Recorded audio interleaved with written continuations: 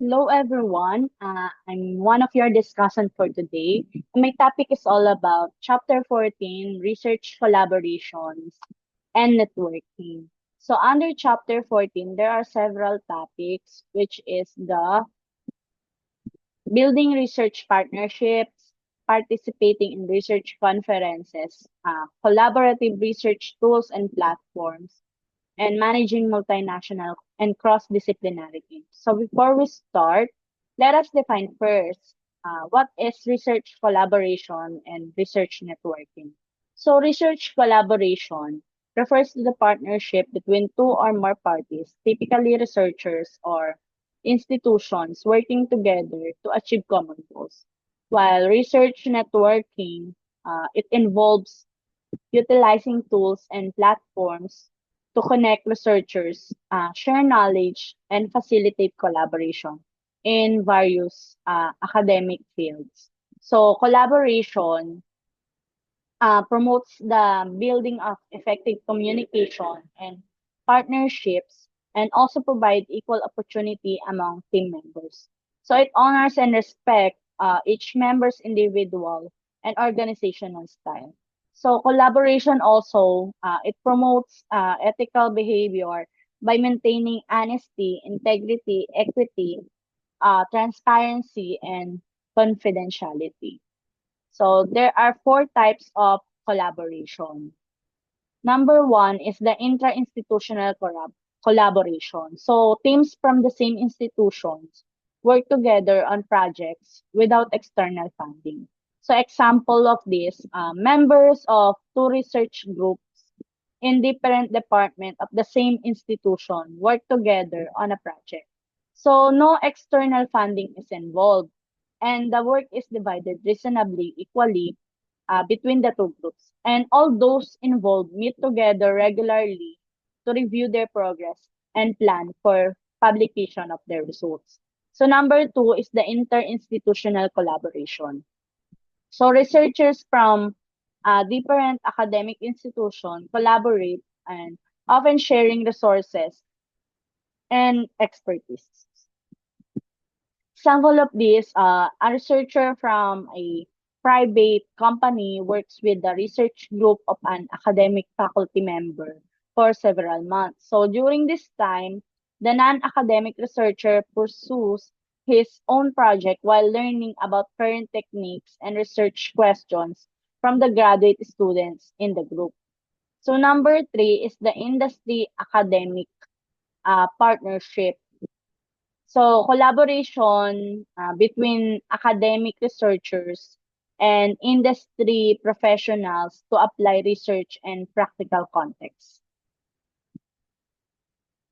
Number four is the government collaboration. So partnership with government entities that may provide funding or resources for specific research initiatives.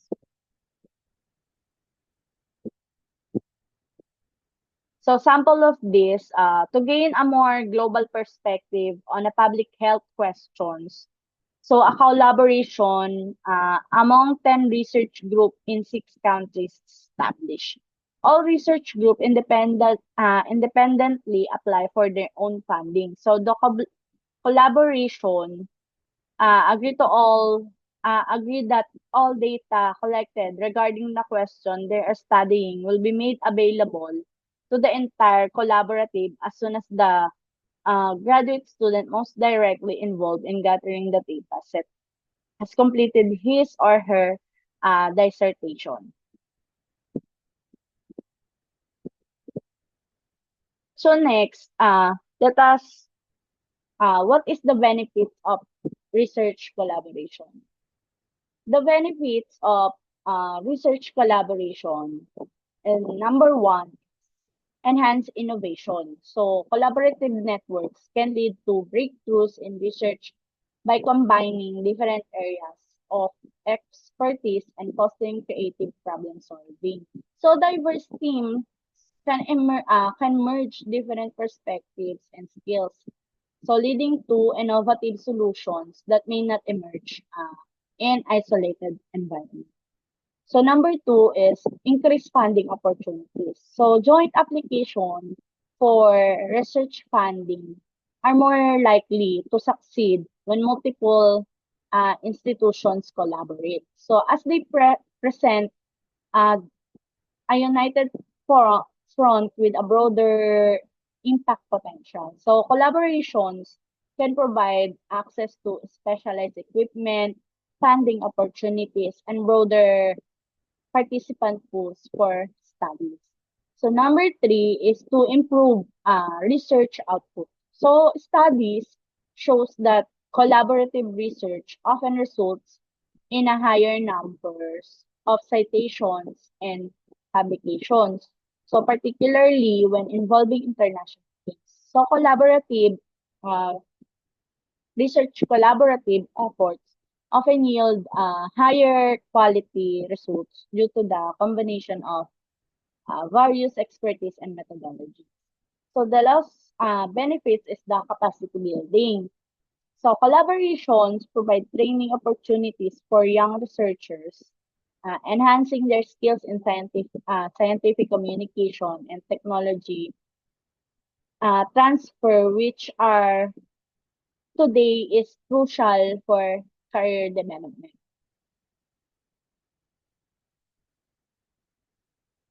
So next, challenges in collaboration.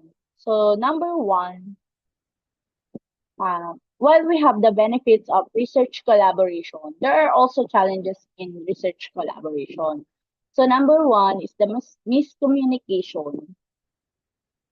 So miscommunication, different disciplinary languages and practices can lead to misunderstanding among team members.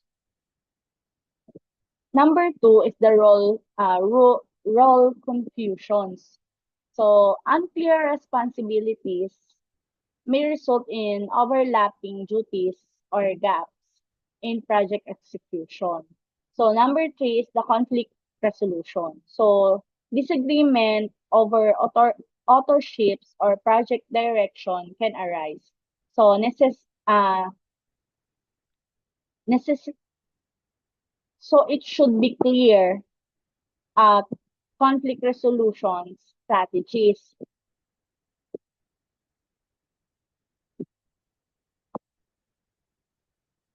So next is the trends in research collaboration.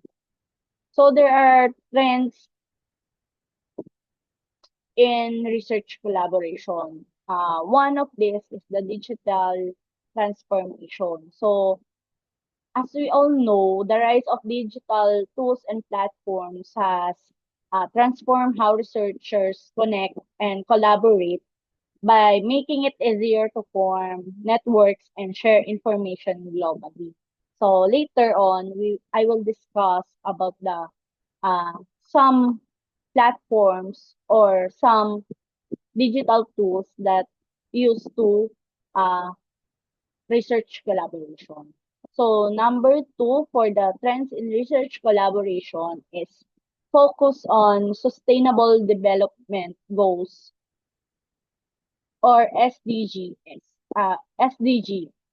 There is an increased emphasizing on collaboration that support global initiative like the SDGs.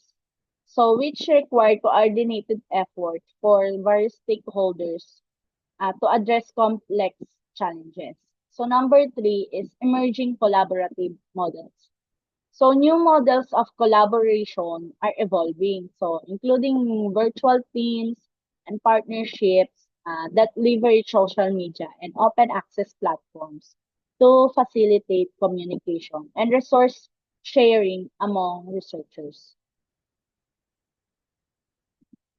So what are the components of successful research collaboration? So to help prevent disappointment and increase the efficiency of such partnership, researcher academy Dr. Ijas Isaac.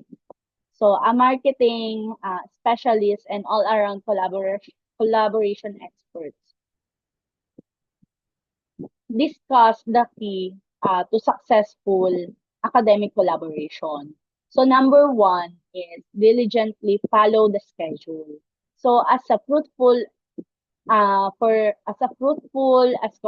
collaboration can be, their effectiveness depends on formalizing a firm and effective schedule that works for all parties. So once established, it is vital to follow this schedule implicitly, or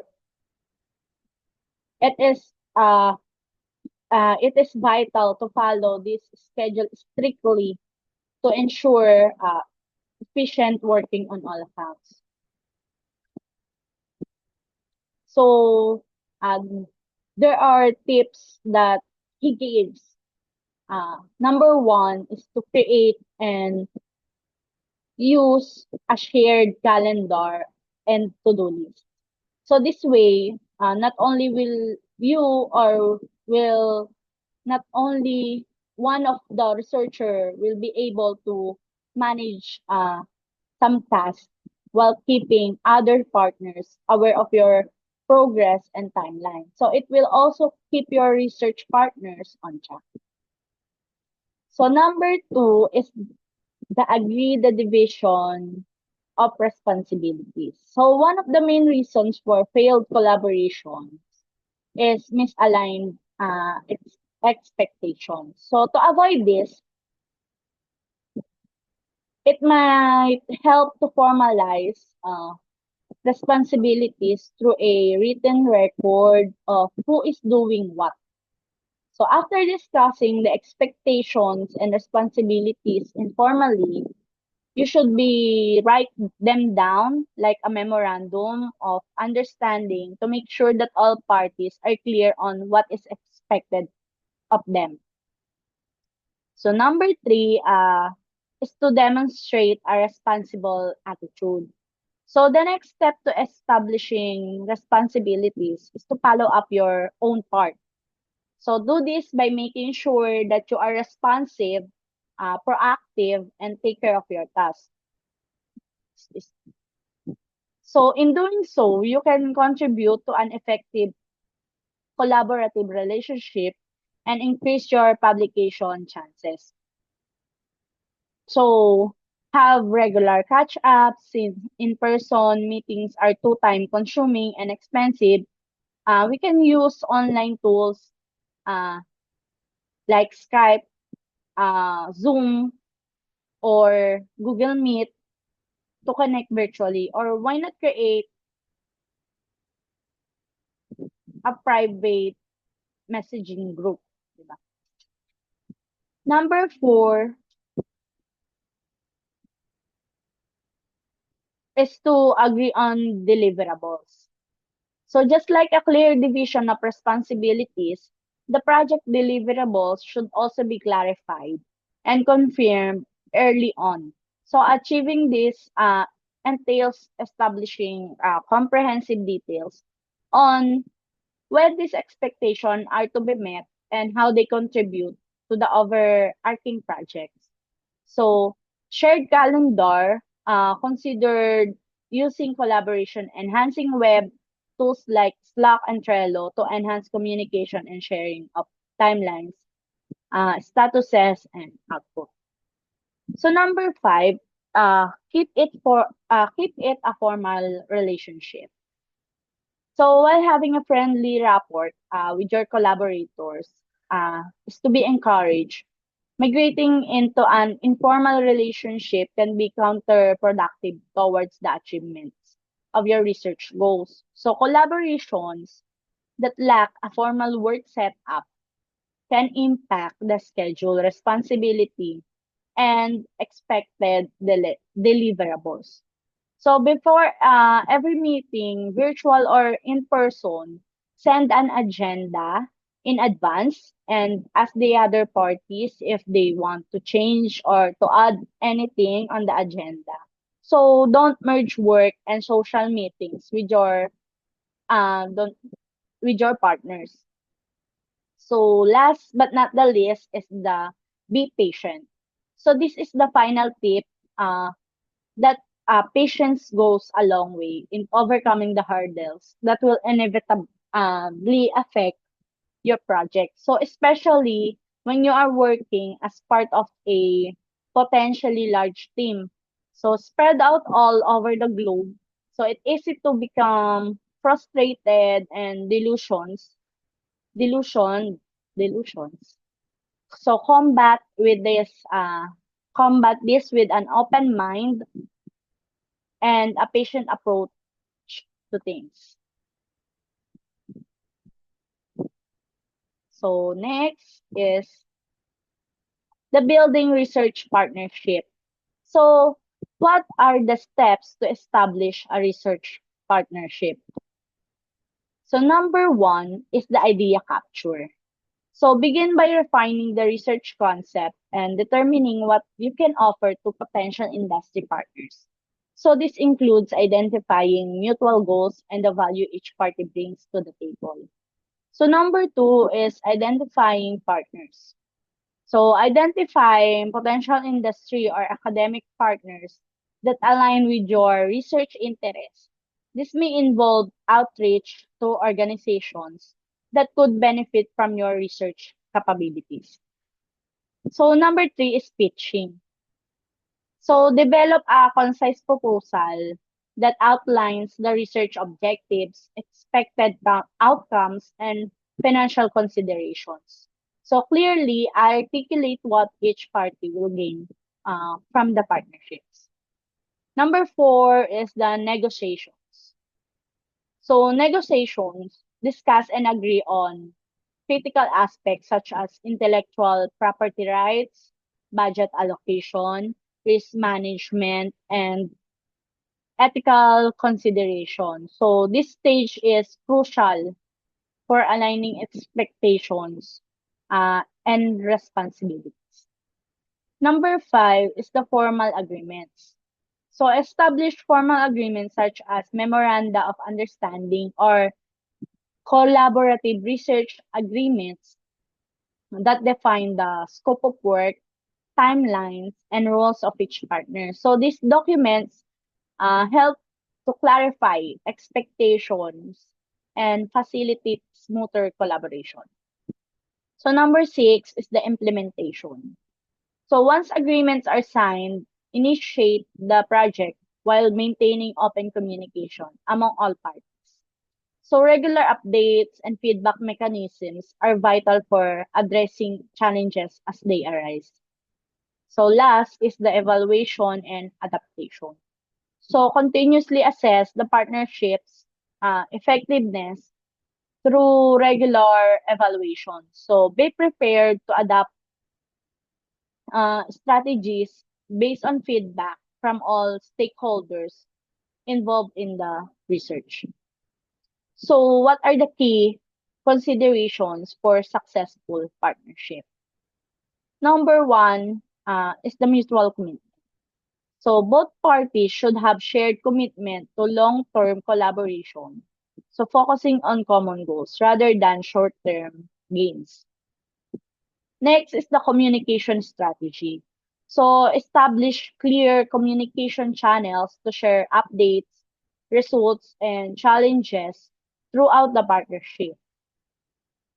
Next is the resource allocation. So it ensures that both parties have the necessary resources, financially resources, financial, human, and infrastructural to support the research activities effectively. Last is the trust building. So foster trusting relationship by being transparent about intentions and expectation, which can significantly enhance collaboration outcome. So by following these structure steps and considerations, a researcher can build robust partnerships that not only advance scientific knowledge but also deliver tangible benefits to all stakeholders involved. So next is participating in research conference. So what are the benefits of participating in research conference? Number one is the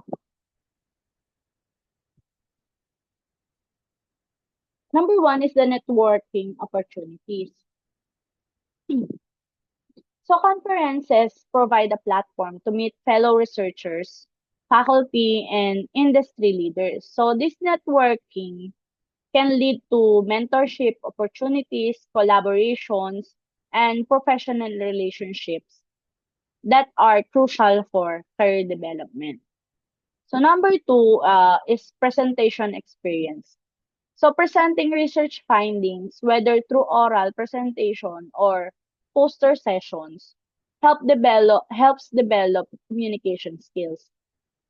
So it also allows participants to receive constructive feedback from peers and experts in the field, so which can enhance their research quality.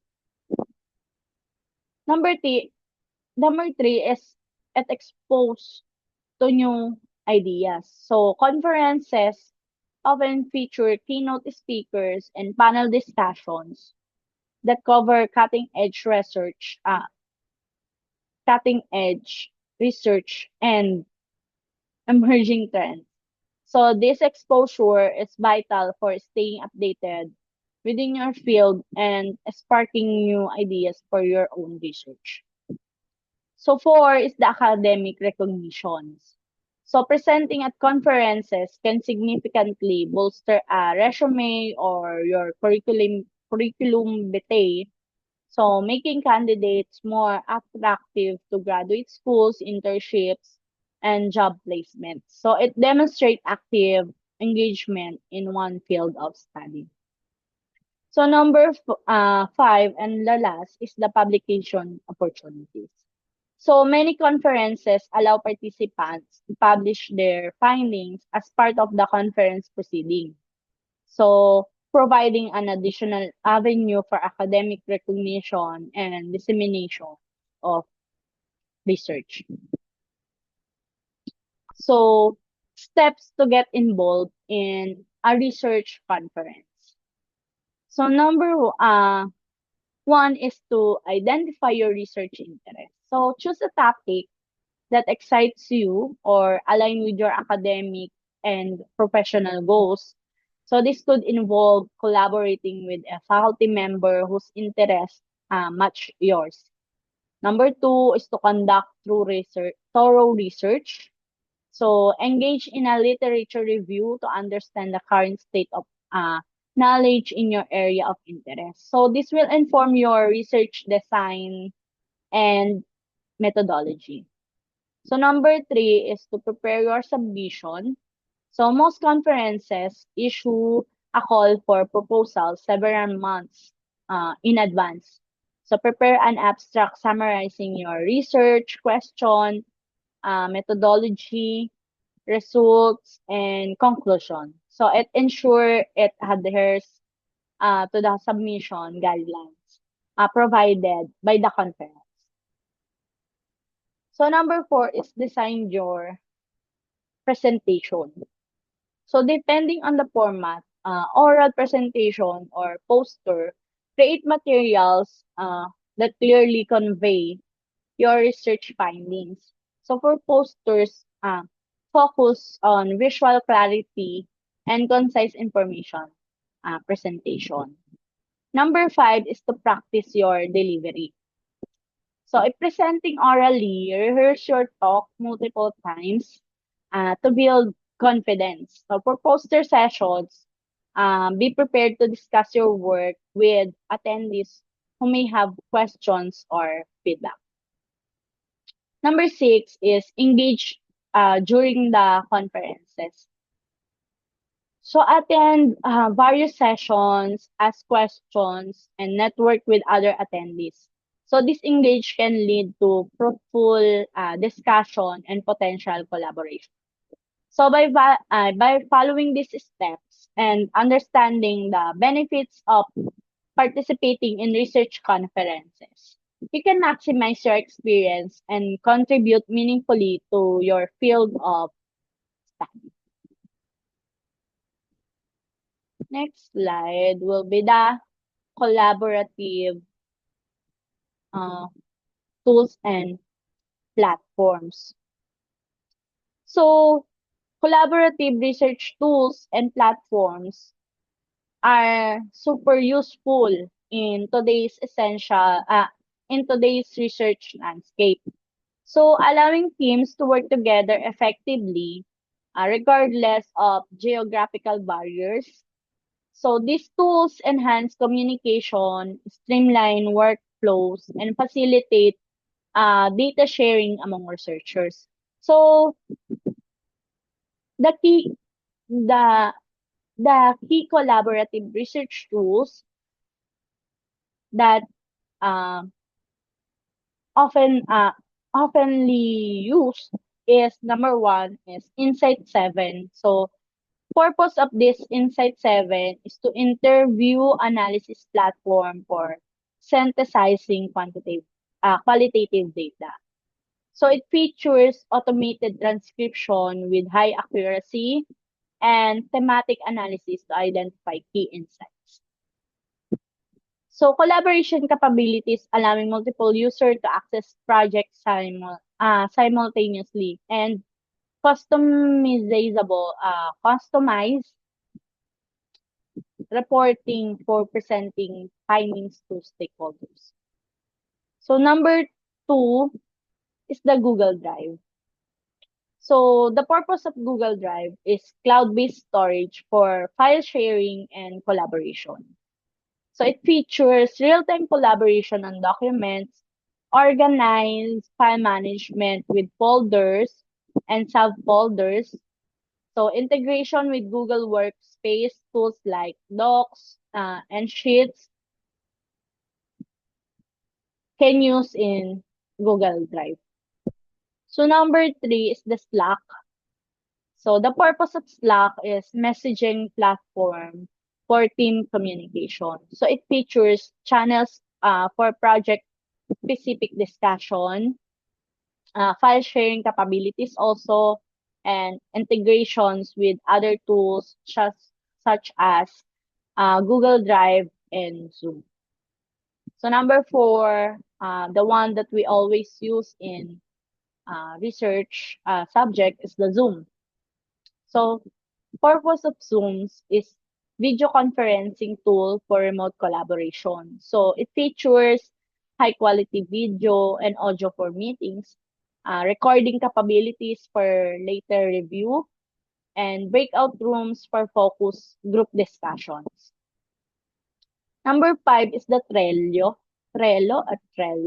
So the purpose of Trello is visual organizational tools for managing tasks and projects. So it features interactive boards to organize ideas using cards.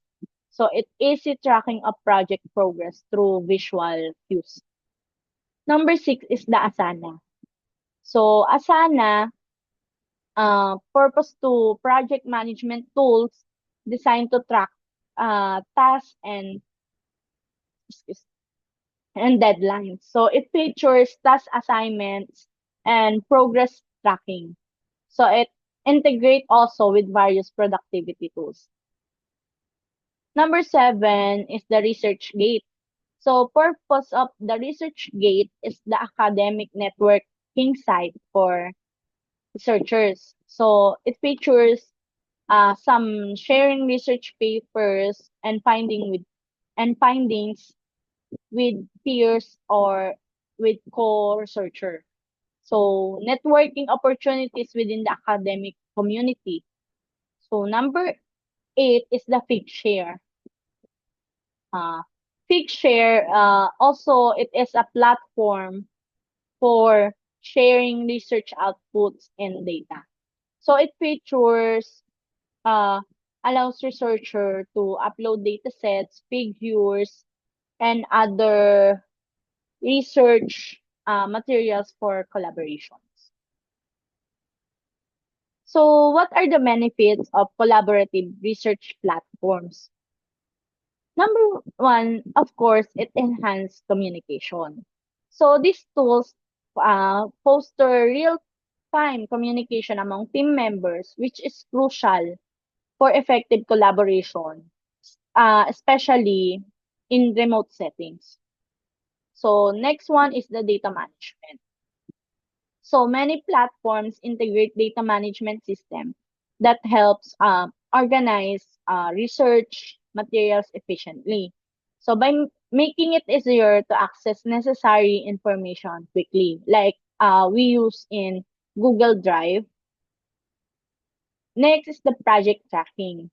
So project management features allow teams to set deadlines, assign tasks, and track progress, ensuring that project stays on schedule. So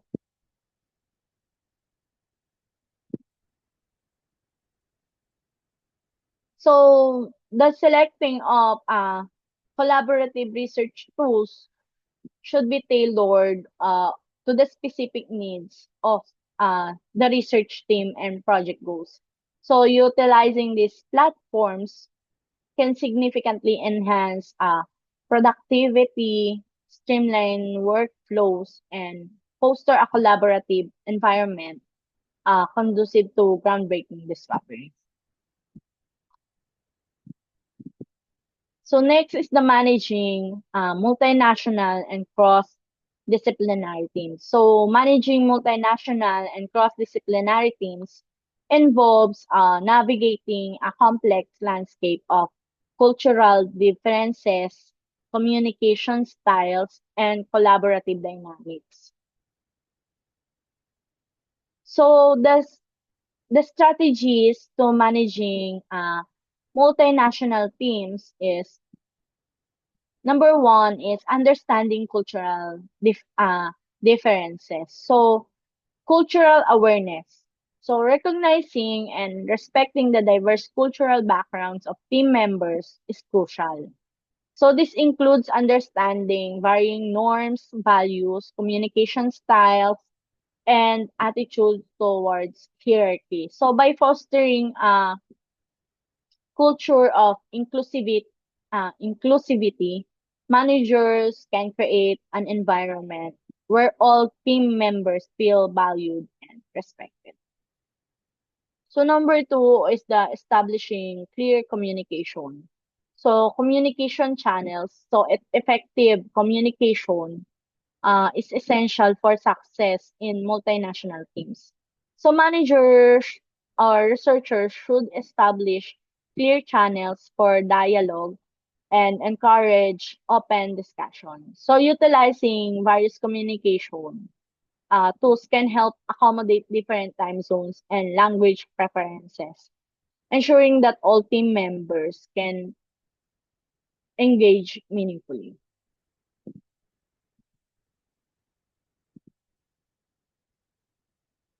Next is building trust and rapport.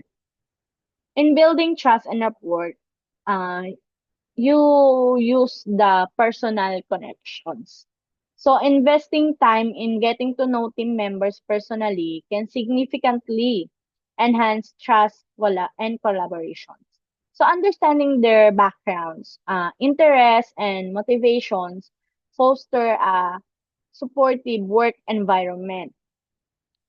So next is the resolution. We use the proactive management. So conflicts are very inevitable or you cannot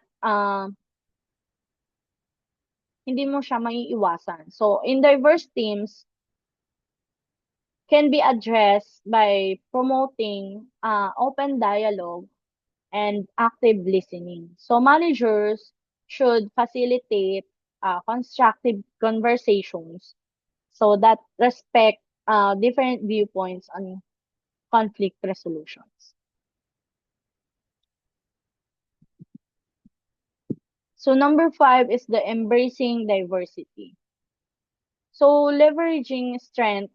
So diverse team brings unique perspective that can lead to innovative solutions. So encouraging team members to share their insights can enhance creativity and problem solving capabilities. So last is providing cultural sensitivity training. So implementing cultural sensitivity training equips team members with the skills necessary to navigate cultural differences effectively. So this training fosters awareness of diversity and enhance collaboration within the team. So what are the techniques for cross-disciplinary teams? So for cross-disciplinary teams, strategies like shared goals ensure that all team members understand the project objectives and how their contributions affect one another's work. So another one is encouraging collaboration. So manager must actively promote teamwork by emphasizing the importance of collaborations over individual work. So breaking down um, problems that may exist between disciplines. So last one is the regular updates. So keep the team informed about progress and challenges throughout the project to maintain engagement and focus on collective goals. So by implementing these strategies, um, researchers can effectively lead multinational and cross-disciplinary teams, fostering an environment where diversity is celebrated as a strength, ultimately leading to enhanced performance and innovation. And that's all of my report. Thank you.